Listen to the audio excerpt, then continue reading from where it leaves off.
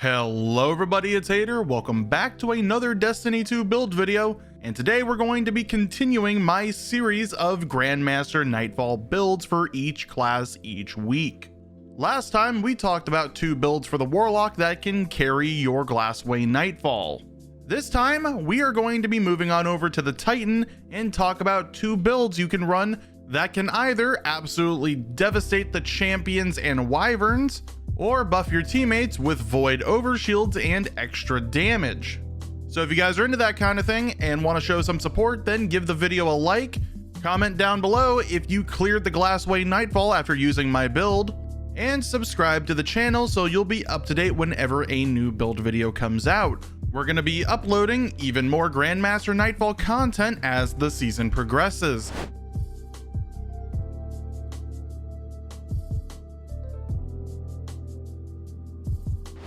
Starting things off, guys, with build number 1, it's going to be the build that you are seeing in the background, and is what I like to call the Champion and Wyvern Muncher 9000 itself, Thundercrash Titan.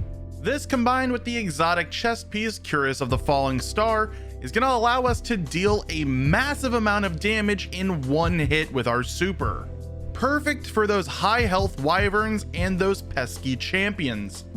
Its exotic perk, Glorious Charge, is going to greatly increase our Thundercrash impact damage, and then we gain an overshield that lasts longer the further we travel before striking a target.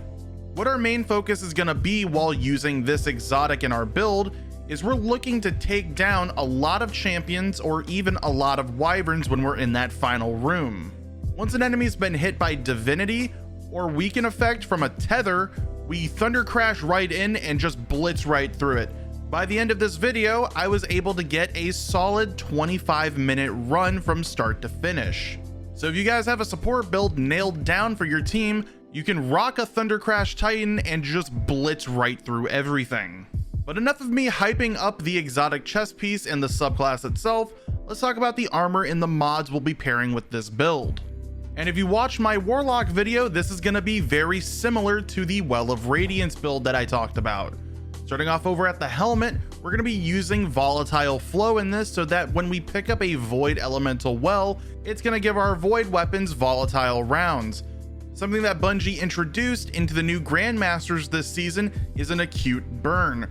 For Glassway this time around, it is Void, so we deal 25% Void damage but also take 50% of the same typing, meaning our weapons are mostly going to be Void throughout the entire run. That's why volatile rounds are going to be speeding up our overall time. I'm also going to be pairing this with a Void Siphon so that getting kills with a Void energy weapon is going to create orbs of power. This is going to be one of the ways that we create a resource for this build, but before we get to that, let's talk about the arms. And on the arms is the reason why we are using Void Siphon in the first place, taking charge. This is going to give us charge with light stacks every time we pick up an orb of power. That's why we're using Void Siphon. Every time we get a few kills with Void weapons, it's going to create that orb of power, and then we get free stacks of charge with light from them. At the same time, if any of the members in our fire team use their super, we're also gaining stacks of charge with light. Next to it though is going to be our champion mods and then anything miscellaneous we can fit in there. Moving on over to the chest piece, our Curious of the Falling Star, we're going to want this to be Void. As I mentioned earlier, there is an acute void burn on the GM, so we're going to be rocking a void resistance mod mainly throughout the entire thing. This is going to let us take 25% reduced damage from void energy, meaning Minotaurs, Wyverns, and the Hydras in the final room are going to hurt a lot less than they already do. Not like it even matters in the first place. But next to it, for the main mod in this piece, it's going to be Reaping Wellmaker. After we activate our class ability, it's going to create a Void Elemental Well on our next weapon Final Blow. Because we are using an Arc subclass, this is pretty much the only way we're going to create that Void Elemental Well for our build. So without a doubt, this is going to be the main one we use. And then in the final slot next to our Void Resistance, we're using a Thermoshock plating so we take reduced damage from Solar and Arc, meaning we take 25% reduced damage from all 3 elements. This is really going to help us survive and not get one-shot by Vandal Snipers and Champion Hobgoblins later on in the GM. Moving on over to the boots. This is going to be our other piece of armor that we want Void because we're using Well of Tenacity. Every time we pick up that Void Elemental Well from Reaping Wellmaker, it's going to let us take 50% reduced damage from everything for 5 seconds. Since they swapped Well of Tenacity's damage resistance with Protective Light, this is pretty much the best mod you can run right now for damage resistance overall. Either way though, next to it, I'm just using some miscellaneous mods for scavengers and a better already, so when I pick up that Orb of Power, it immediately starts healing my shields. Finally, moving on over to the class item, this is where we're going to have our big spender for those charged with light stacks. It's going to be High Energy Fire. A lot of cases while we are running this GM, we're not going to be spamming our empowering buff supers the entire time. That's why during that downtime, we can have High Energy Fire active to constantly have 25% damage, or at least until a Well of Radiance or Banner Shield spawns. You could also swap this out to anything that you do personally like. This is just my overall recommendation.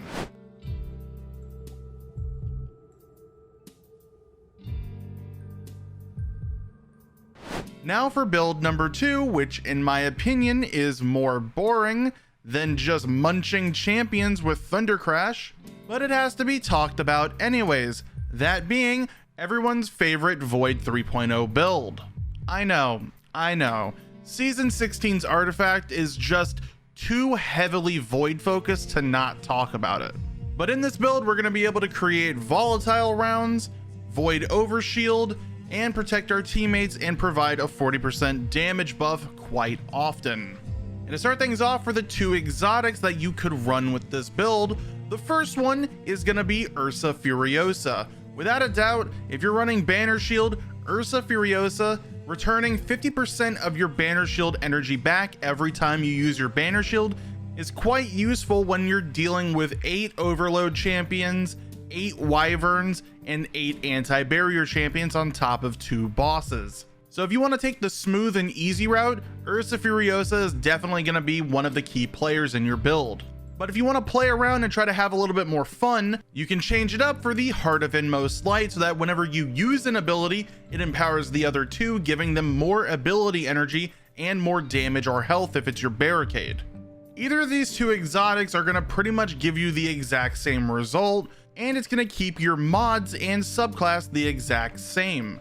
Speaking of subclass, let's move on over to the Void 3.0 subclass and break down the aspects and fragments. Starting off with the aspects, the first one we're going to be using is Controlled Demolition. Hitting an enemy with a Void ability or Volatile Explosion makes them volatile. Further damage to a volatile target is then going to cause them to explode. And if that target is near you when they do explode, it'll give you and your allies health back. Volatile explosions are probably one of the most broken things that Void 3.0 offers, and with Controlled Demolition, this build is just going to make enemies explode left and right. For the other aspect, it's going to be Bastion, so that when we cast our super, it'll grant Overshield to our nearby allies, and change our barricade to a Void barricade that will grant us full Overshield when we cast it, and constant regenerating Overshield when we stand behind it.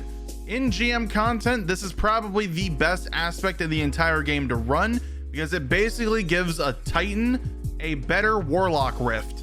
Moving on over to the fragments though, starting off with Echo of Expulsion, this is going to cause our Void abilities to make enemies explode, meaning that when we have enemies marked with Controlled Demolition, they're going to explode twice, dealing more AoE damage.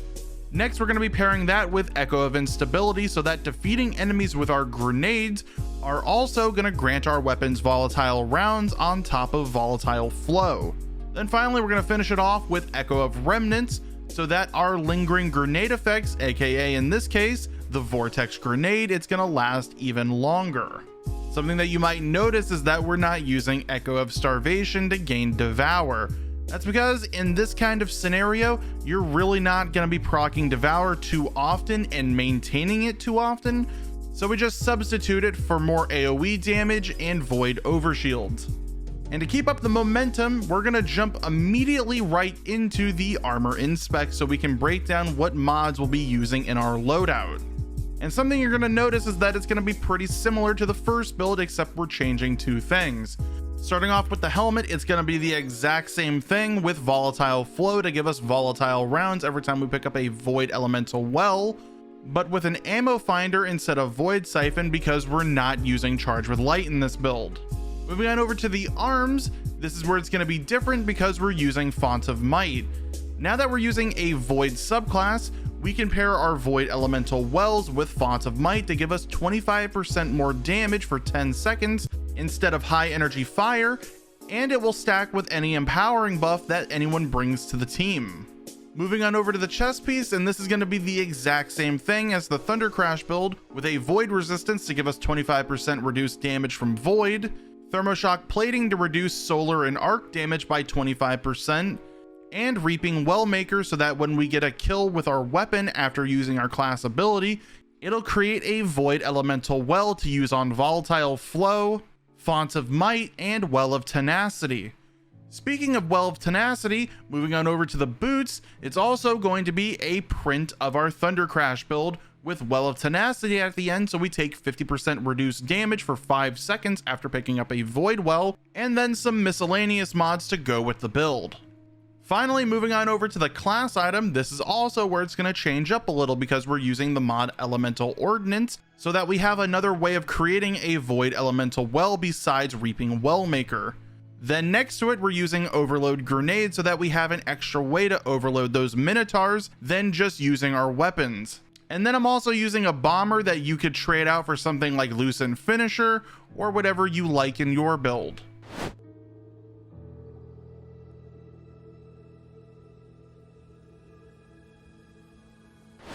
Now that we've gone over both builds that we have the option of using in this GM, let's finish everything off and talk about the weapons and the weapon loadouts that I personally enjoy running with a few budget options you guys could bring into yours. And no other one to start off than the one I'm using in the background right now. Starting with the kinetic slot, I'm using Arbalest so that I anti-barrier champions without having any mods on. This is also one of the best options in the entire game to bring into GM content, because it's able to break every single type of shield in the game, anti-barrier shields, and also apply a 50% damage buff to kinetic damage when you break a shield. In the energy slot, I'm using something that probably a lot of people don't have. It's mainly supposed to be my void weapon. You guys could also use anything else besides this, but I'm using the curated Gnawing Hunger that you cannot get anymore. If you guys remember the Reckoning from a while back, this has a chance to drop from some of the bosses. It comes with Overflow and Rampage, meaning that this weapon can have a 96 ammo magazine when you pick up special or heavy ammo. Of course, like I just said, you guys do not need to be using this weapon if you don't have it. Any other Gnawing Hunger or even a Funnel Web will get the job done. But if you want to change up your build just a little bit and you have someone who's covering the Overload champion options, you could trade out the Arbalest for something like Izanagi's Burden or Witherhoard, and then use a Void Scout Rifle instead for your anti-barriers like Vouchsafe, Royal Chase, or if you're really on a budget, a craftable Pointed Inquiry with Genesis and Adaptive Munitions at level 1. All of these are going to be able to do the exact same thing, it just depends on how much you've progressed through the game at this point. But moving on over to the heavy weapon, speaking of budget, what I used in the background was the Red Herring. This is a void rocket launcher that you can craft, and it is quite potent because you could pair this with volatile flow and volatile rounds to get chain reaction for free. All you would have to do is craft it and then level it up to gain field prep and lasting impression. At that point, you have a very easy to earn and lethal rocket launcher that you can use in this GM. But of course, there are some different options you could pair with it, like the Threaded Needle if you have one, a Royal Entry, or if you really have it, a Tomorrow's Answer. Again, all of these are gonna give the exact same results. I'm just laying out the options that are available. Something else that we do need to talk about in your loadout is the Divinity Trace Rifle. Without a doubt, you are going to want to bring this into this GM. It is going to make your life 1,000 times % more easier with someone with it. But if you guys happen to be the one with it and you're the one bringing it into the GM, let's talk about a loadout that is super easy to use with Divinity. All we would have to do is use any kinetic scout rifle that you have. The one that I recommend that you guys use is the one from the very beginning of the game, pretty much the very first legendary weapon you'll earn, the Night Watch scout rifle from the New Light campaign.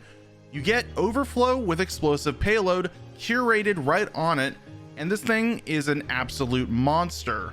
Of course, any legendary scout rifle with explosive payload will work. This is just the one that I recommend you guys pick up. So for the guys that did dismantle theirs, unfortunately, you do have options out there to earn. But after you've equipped a legendary scout rifle, you can then use your divinity.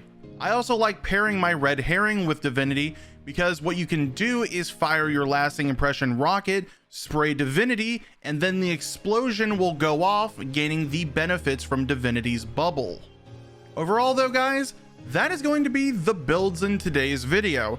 I really hope that this helped you guys out gain any form of information to clear the Glassway Nightfall. Here in the next day or two, I'm also going to be having the Hunter build posted, and then we get to work on the Ala Cool Lightblade Nightfall. So do keep an eye out for those, but anyways, I hope you all enjoyed the video. I'm going to catch you guys in the next one. Bye bye.